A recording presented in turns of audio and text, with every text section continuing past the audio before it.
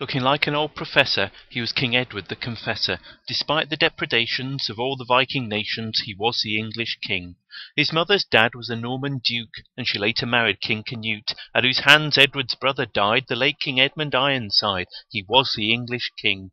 In the history books you've read it, and it's greatly to his credit.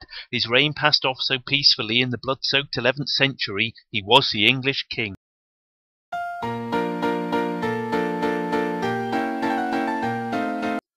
You'll have heard of me, Harald Godwinson. At getting ahead I'm never outdone. When my sister married the English king, I sought all the power her success could bring. I became the Earl of Wessex, such a powerful bloke, and now I am the ruler of all English folk.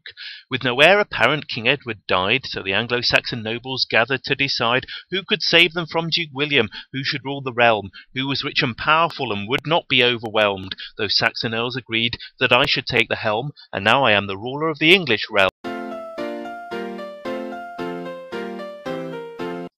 When King Harald Hardrada, who ruled Norway, heard that old King Ed had passed away, with haste he hurtled through his doorway, invading England with almost no delay. When not fighting for his wife's dad, a Russian prince, or as a mercenary in Byzantium, that Norseman would find some other violence, brutal battles with some other Viking son, 'cause there's always some more battles to be won, for a Viking the fighting's never done. The tapestry of Bayer's tittle-tattle left him out, they didn't put him in it. At Stamford Bridge he famously did battle, but he lost his life when the Vikings didn't win it. For Harald Godwinson this victory was time wasting, though the Vikings never came back again. Chastened, he hastened down to Hastings, for Duke William had invaded his domain. Though there's always some more battles to be won, for the Vikings, the Viking age was done. Long before democracy, parliament or liberty, Shakespeare's plays or cups of tea, England was a prize for me. Before they'd heard of Beatles' hits or Nelson's Royal Navy ships, or even tasted fish and chips, England made me lick my lips.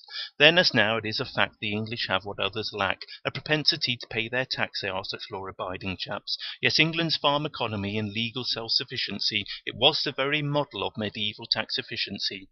I'm William the Conqueror, I sit above the peasantry, landowners and nobility. In every shire and territory I squeeze and tax quite easily. The English taxman he can look in every far-flung field and nook, in each peasant's farm, and I undertook to record it in my Domesday book.